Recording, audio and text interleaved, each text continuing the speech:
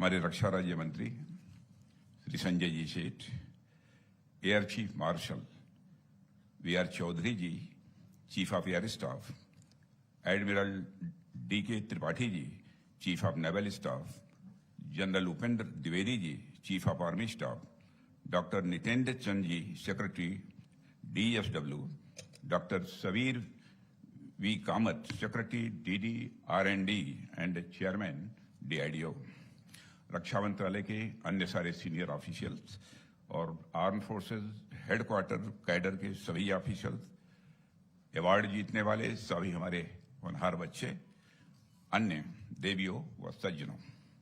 वैसे भाषण तो मुझे लिख कर दिया गया है, पूरा मैंने पढ़ा नहीं है, यही पढ़ूंगा।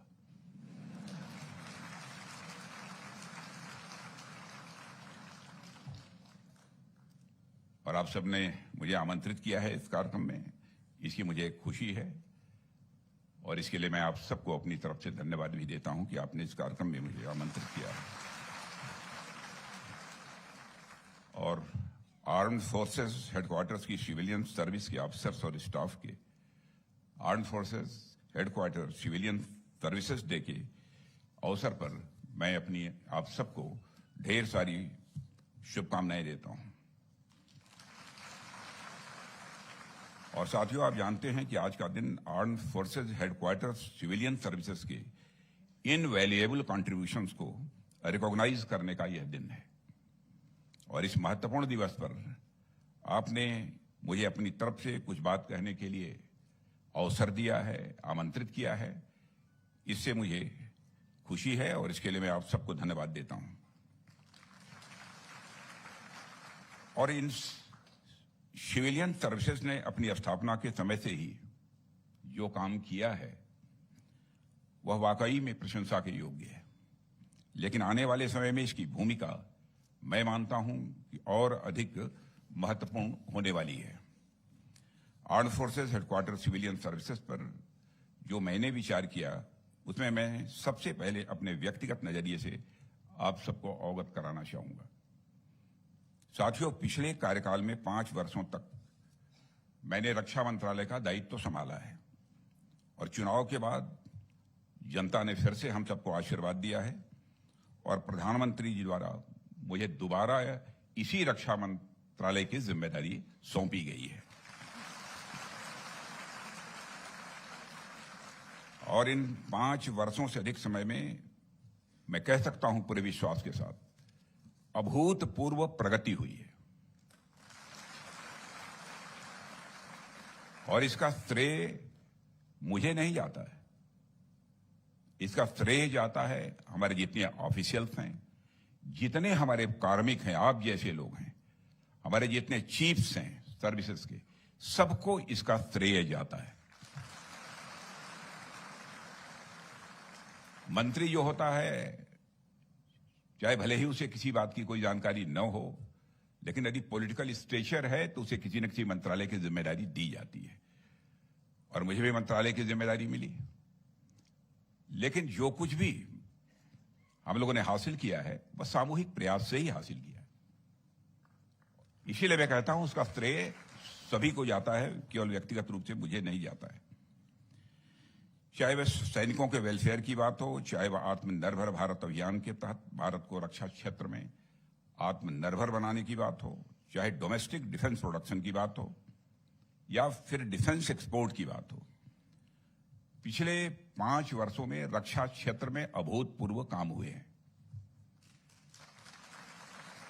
दुनिया के दूसरे देशों में भी प्रायः मुझे जाने का अवसर प्राप्त होता है और मुझे तब बेहद खुशी होती है जब वहां के डिफेंस मिनिस्टर्स, वहां के डिफेंस मिनिस्ट्री के ऑफिशियल्स के द्वारा अथवा वहां गवर्नमेंट के दूसरे मिनिस्टर्स के द्वारा अथवा वहां हेड ऑफ द गवर्नमेंट से भी भेंट होती है, तो सब बात करते करते यदि कोई भी हमारे भारत की डिफेंस मिनिस्ट्री के कंट्रीब्यूशंस की, उसकी प्रोग्रेस की यदि चर्चा करता है तो सचमुच मुझे बेहद खुशी होती है। मेरे कार्यकाल में armed forces headquarter civilian services के कई सारे ऑफिसर्स स्टाफ काम करते हैं। पिछले 5 वर्षों के इस कार्यकाल में भारत में रक्षा क्षेत्र में जो इतने बड़े सुधार हुए हैं, उसमें एक बात मैं पूरे गर्व के साथ तो नहीं बल्कि गौरव के साथ मैं कहना चाहता हूं। गर्व तो बहुत ही खराब चीज होती है। इन सुधारों के दौरान रक्षा मंत्री ऑफिस में काम कर रहे arm forces headquarter civilian services के पर्सनल का एक मेजर कंट्रीब्यूशन रहा है।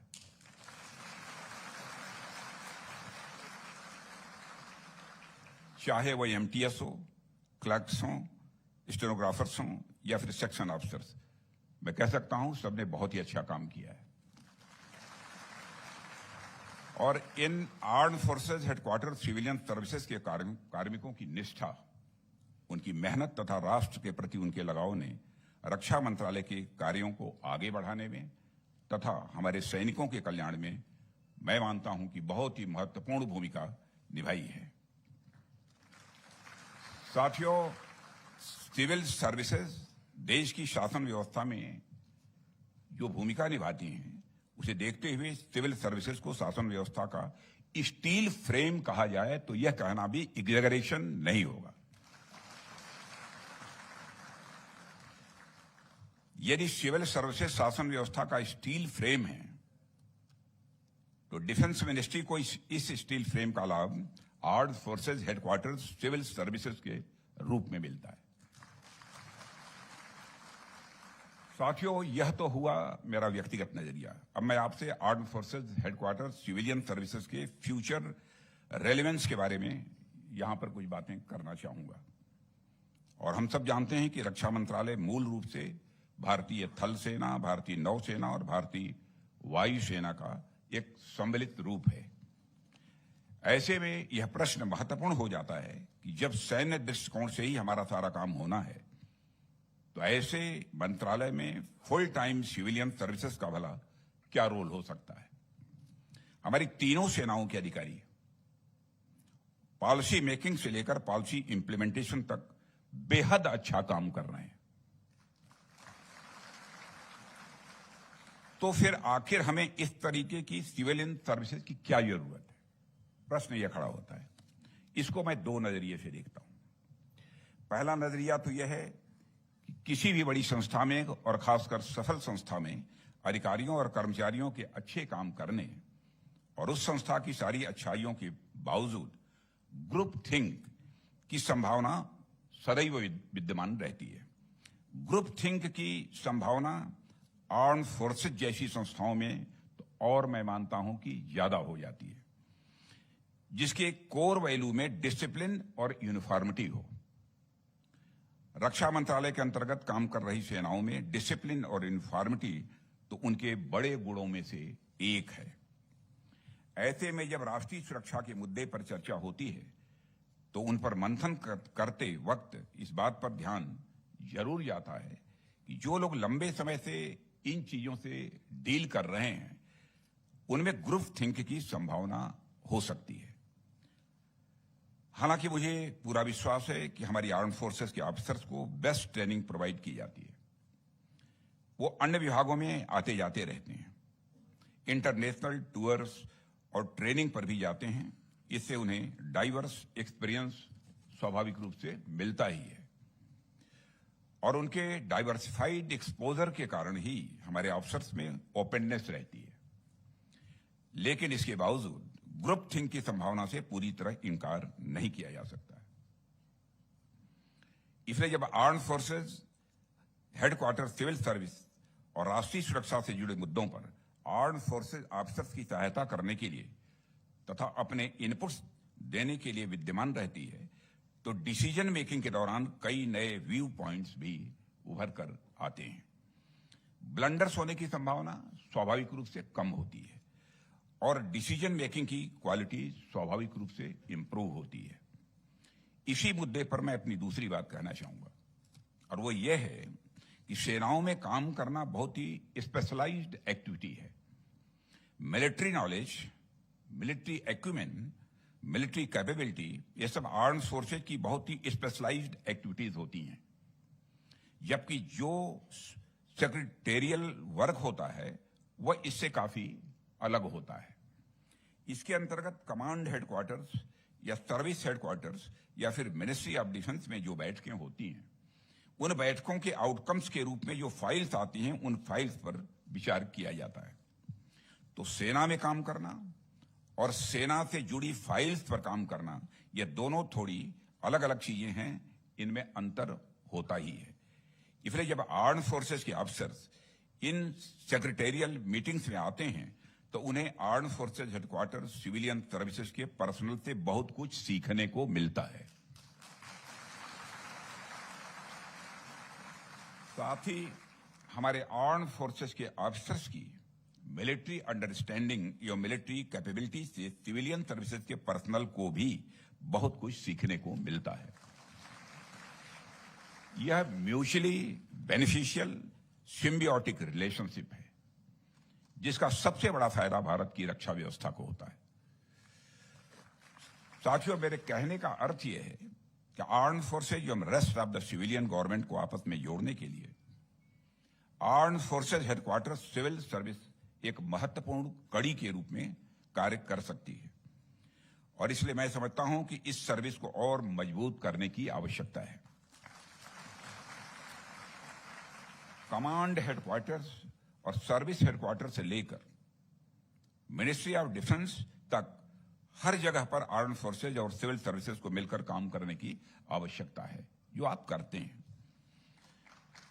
मुझे पूरा विश्वास है कि डिपार्टमेंट ऑफ डिफेंस इस बात पर विचार करेगा कि किस तरह से हम इस arm forces headquarter civilian services के पर्सनल की कैपेबिलिटी को बढ़ा सकते हैं। और मैं मानता हूं कि इसमें जो अच्छे एक्सपर्ट्स हों, जिनका लंबा अनुभव हो, उन लोगों को भी एक बार ये जो हमारे सिविल सर्विसेज के हमारे पर्सनल्स हैं, इनके बीच लाना चाहिए और उनके विचारों से, उनका जो अनुभव है, इन्हें अवगत भी कराना चाहिए। और जो लोग यहां पर बैठे हैं, इसमें भी बहुत सारे लोग ऐसे एक्सपीरियंस्ड होंगे, अनुभवी लोग बैठे हैं यहां पर, वो भी अपने एक्सपीरियंस की जानकारी, जो कुछ भी अनुभव उनको काम करते करते हासिल हुआ है, वह जो हमारे नए जो पर्सनल्स काम कर रहे हैं डिफेंस मिनिस्ट्री में, उनको भी दे सकते हैं। किस तरह से हम इनकी काबिलियत और क्षमताओं को कमांड लेवल पर, सर्विस हेडक्वार्टर लेवल पर और मिनिस्ट्री ऑफ डिफेंस लेवल पर और बेहतर तरीके से यूटिलाइज कर सकें तथा इन्हें और बेहतर एवेन्यू दे सकें, यह करने की कोशिश है, करनी चाहिए। साथ ही हमें यह भी ध्यान देना होगा कि arm forces headquarters civilian services के ऑफिसर्स को किस तरह से हम बेहतर कैरियर प्रोग्रेशन मुहैया करा सकें। जैसे जैसे इनकी काबिलियत बढ़ेगी, इनका कैरियर प्रोग्रेशन बेहतर होगा, वैसे वैसे ये सिविलियन सर्विसेज के पर्सनल हमारी आर्म फोर्सेस को बेहतर सपोर्ट दे पाएंगे और हमारी रक्षा व्यवस्था स्वाभाविक रूप से मजबूत हो जाएगी। अगर मैं specially arm forces headquarter civil services की बात करूं, तो बेहतर कैरियर एवेन्यू तथा कैरियर प्रोग्रेशन यह सुनिश्चित करने पर सिविल सर्विसेज एग्जाम पास करने वाले कैंडिडेट्स में भी जो बेहतरीन हैं, उनको भी हम arm forces headquarter civil service की ओर अट्रैक्ट कर पाएंगे। मुझे याद है कि अपने पिछले कार्यकाल के दौरान मैंने निर्देश दिया था कि मंत्रालय को arm forces headquarter civil services के अधिकारियों का अधिक संख्या में और सुव्यवस्थित तरीके से उपयोग करना चाहिए, और इस दिशा में प्रयास तो हुए हैं, लेकिन इफर्ट्स की वो इंटेंसिटी अभी दिखाई नहीं दे रही है जो होनी चाहिए थी। रक्षा मंत्रालय में arm forces headquarter civil services के अधिकारियों को की रोल्स में शामिल करने से हमारी डिसीजन मेकिंग की क्वालिटी में इंप्रूवमेंट स्वाभाविक रूप से आएगी। इसलिए मैं मंत्रालय के सारे सीनियर ऑफिसर्स से एक बार फिर से यह आग्रह करना चाहूंगा कि वह इस दिशा में एक ठोस प्रयास करें और इसको प्राथमिकता भी दें। साथियों, अब तक जो मैंने बात की वह यह कि किस तरीके से arm forces headquarter civilian services का मिनिस्ट्री ऑफ डिफेंस में अब तक महत्वपूर्ण रोल रहा है तथा आगे भी इसको किस तरीके से सुदृढ़ किया जा सकता है। लेकिन अगर हमें इन सिविलियन सर्विसेज को वास्तव में मजबूत बनाना है, तो इसके लिए आप सभी अफसर्स एवं स्टाफ को महत्वपूर्ण भूमिका निभानी होगी और आपको स्वयं को और भी काबिल बनाना है। Arm forces headquarter civil services के कई पर्सनल के स्किल लेवल में अभी और भी सुधार की जरूरत है। कई जगहों पर यदि देखा जाए तो उनके काम में भी इंप्रूवमेंट की अच्छी खासी गुंजाइश है। इसलिए मैं armed forces headquarter civil services के पर्सनल से यही कहूंगा कि यदि आप चाहते हैं कि रक्षा मंत्रालय में आपको अवसर मिले, रक्षा मंत्रालय में आपको सम्मान मिले, तो इसके लिए सरकार तो तत्पर है ही, लेकिन आपको भी अपने स्किल डेवलपमेंट पर उतना ही ध्यान देना होगा। यह हम सबके व्यक्तिगत जीवन में होता है और सार्वजनिक जीवन में भी होता है कि कई बार हमें यह लगता है कि हमें वह ओहदा नहीं मिल रहा है जिसके हम हकदार हैं, लेकिन मैं समझता हूं कि यह सीनियर ऑफिसर्स की जिम्मेदारी बनती है कि यह देखें कि ऐसी फीलिंग उनके अंदर किसी भी सूरत में पैदा न होने पाए। इसके लिए हम दो काम कर सकते हैं। पहला तो यह है कि हम उपयुक्त मंचों पर अपनी आवाज उठा सकते हैं, मैंने खुलकर अपनी बात रख सकते हैं कि हमें यह हक मिलना चाहिए जो हमें नहीं मिल रहा है। लेकिन यह सिक्के का एक पहलू है। सिक्के का दूसरा पहलू इंट्रोस्पेक्शन है, जिसे हिंदी में आत्मावलोकन कहते हैं। जब हम इंट्रोस्पेक्शन करते हैं तो हो सकता है कि हमें अपने अंदर ही कोई कमी दिखाई दे, और चाहे जूनियर हो, चाहे सीनियर हो, चाहे बड़े सीनियर ऑफिसर्स हो, समय समय पर सबको इंट्रोस्पेक्ट करते रहना चाहिए, मैं यह मानता हूं। और मनुष्य जीवन का ये कि रेगुलर प्रोसेस होना चाहिए। हमारे यहां कहा गया है कि गालिब ताउम्र ये भूल करता रहा, धूल चेहरे पर थी लेकिन वह आईना साफ करता रहा।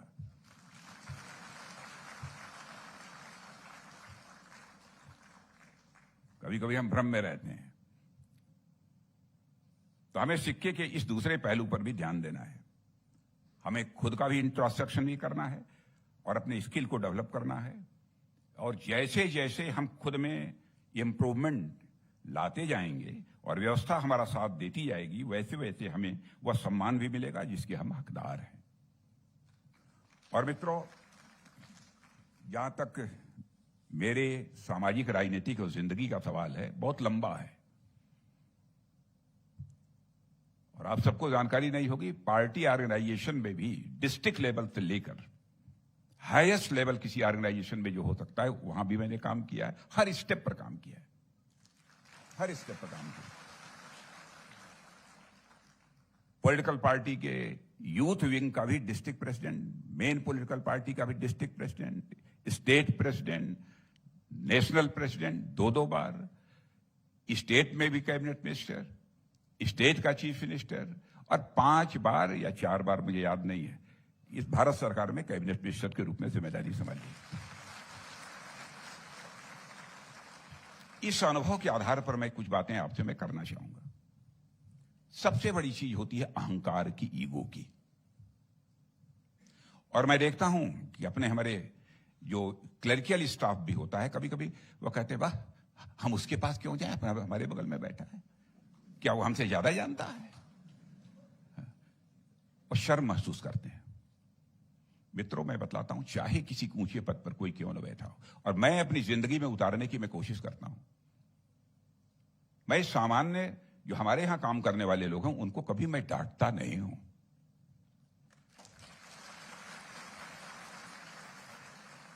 जरूरत यदि होती है कभी, तो यहां तो जरूरत नहीं पड़ी, लेकिन कभी पहले भी तो उनको समझाया जाता है। ईगो की प्रॉब्लम ये बहुत ही डेंजरस होती है, इससे हम सबको बचना चाहिए। विनम्रता और शालीनता सदैव मित्रों पे करती है, और लोग ये कहते हैं कि विनम्रता शालीनता ये पे नहीं करती, बल्कि जो आउटकम हमको हासिल करना चाहिए वो नहीं प्राप्त हो पाता है। मैं कहता हूं यह कहने वाले लोग कायर होते। जो विनम्र और शालीन होगा, जो अहंकार शून्य होगा, वही बहादुर होगा। और अहंकार एक ऐसी चीज होती है जो व्यक्ति को बहुत ही छोटा बना देती है, बहुत छोटा। वो अपने आप समझता है कि मैं बहुत बड़ा हूं, मैं मंत्री हूं, मैं मुख्यमंत्री हूं, मैं ये हूं, मैं वो हूं, यह सब लगेगा, लेकिन अहंकार व्यक्ति को बहुत ही छोटा बना देता है। अब न्यूमेरिकल नंबर यदि देखिए तो 1 है, वन के पहले अहंकार, ह पर लगने वाला ये पॉइंट वन के पहले लगा दीजिए तो उसकी पहली वैल्यू केवल 1 नहीं रह जाती है, 1/10 हो जाती है। अहंकार जो पैदा हुआ आपकी वैल्यू कम हो जाएगी। और साथ ही यदि कुछ बात यदि कहीं पर कोई जिस प्रकार की क्लैरिटी चाहिए उस प्रकार की क्लैरिटी नहीं है तो आप निश्चित रूप से अपने जूनियर से भी पूछिए, कह भाई तुमको यदि समझ में आता हो जरा बताओ इसमें क्या हो सकता है। और मिलकर काम करने का अब जैसे हमारे सारे आर्मी सर्विसेज के अफसर बैठे हैं, हमारे सेक्रेटरी यहां पर बैठे हैं, इन लोगों के साथ भी अब हमारे एयर चीफ मार्शल हैं, इनके साथ तो काम करते हुए 2-2.5 साल हो गए, लगभग 2.5 साल हो गए। अभी आप लोग तो हमारे नेवी चीफ और आर्मी चीफ अभी नए आए हैं। कहीं पर भी कभी कोई, मैं समझता हूं, कोई कठिनाई पैदा हुई ही नहीं, मुझे नहीं पैदा हुई।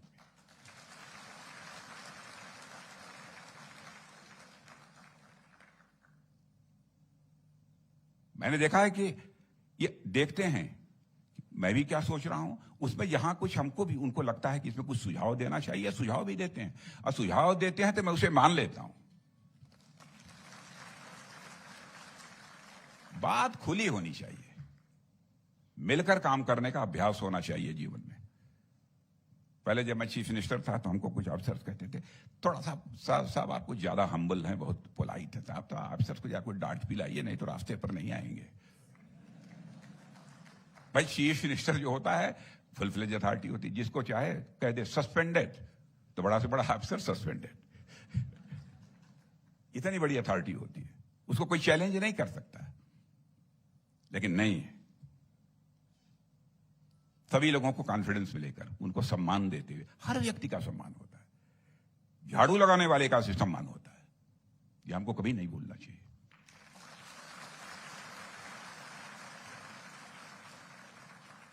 अब देखो आप मिलकर काम करने का मजा,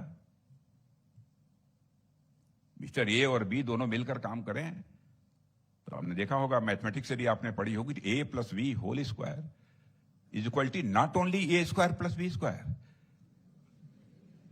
but you will get something additional, that is something plus 2ab.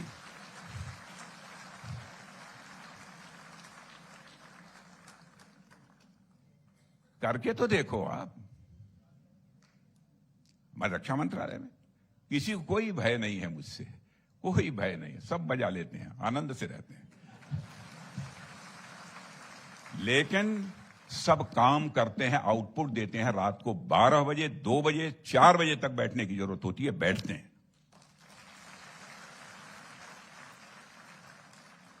मैं समझता हूं उनका विश्वास है हमारे ऊपर, हमारे मंत्री जी ने यदि कह दिया है तो उनकी अपेक्षा है तो हमको पूरा करना है, चाहे हमको पूरी रात ही क्यों ना जगना पड़े। क्या ऐसा विश्वास हम नहीं पैदा कर सकते? होता है मित्रों, होता है। इसलिए आप लोगों को भी इसकी कोशिश करनी चाहिए। यह मेरे कुछ व्यक्तिगत और armed forces headquarter civilian services से जुड़े हुए विचार थे, जिसे मैंने आप सबके बीच साझा किया है, और मुझे विश्वास है कि मेरी इन बातों पर आप भी एक बार विचार करेंगे तथा इस दिशा में जो भी आवश्यक हो वो कदम उठाएंगे। मेरी शुभकामनाएं हैं armed forces headquarter civilian services cadre के अधिकारियों और कर्मचारियों के साथ हमारी सदैव शुभकामनाएं हैं। मैं आपको आश्वस्त करना चाहता हूं, सदैव हमारी शुभकामनाएं आपके साथ।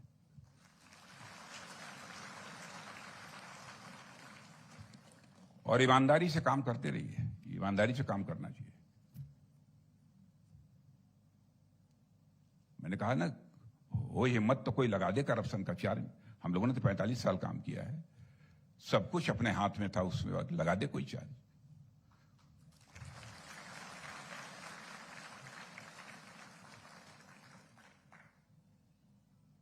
और मैंने देखा है जो करप्शन करने वाले लोग होते हैं ना, उनके परिवार को देखिए, कुछ ना कुछ जरूर होगा।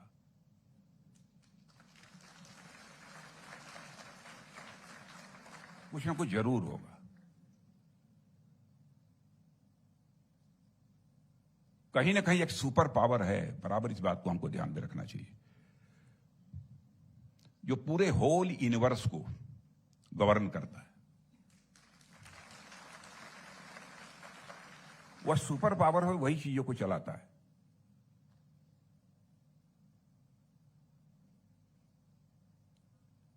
और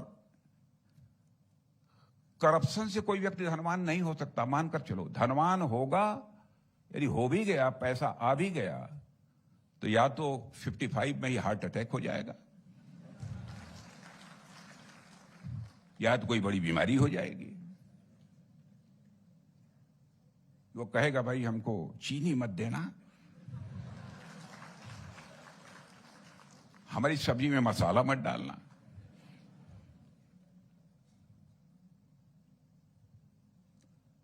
भाई मैं तो 73 का हो गया, मैं दिन भर मेरी 3-4 बार मैं मीठा ना खाऊं तो मुझे एनर्जी आए ही ना।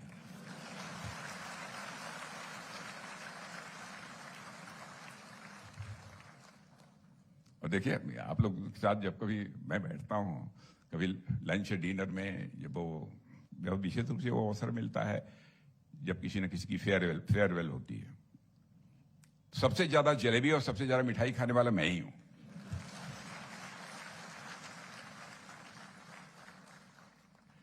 अरे वह जिंदगी जी कर तो देखिए एक बार, मजे ही मजे हैं उस जिंदगी में। कोई पूर्व जन्मों के भी कुछ संस्कार होते हैं, यदि कोई मुसीबत आई भी ना तो उसको झेलने की ताकत होती है, कुवत होती है, हिम्मत देता है परमात्मा। और ये मत बोलिए कोई देखे अथवा न देखे, ऊपर वाला देख रहा है। कभी नहीं भूलना चाहिए मित्रों। विश्वास के साथ काम करिए, आगे बढ़िए।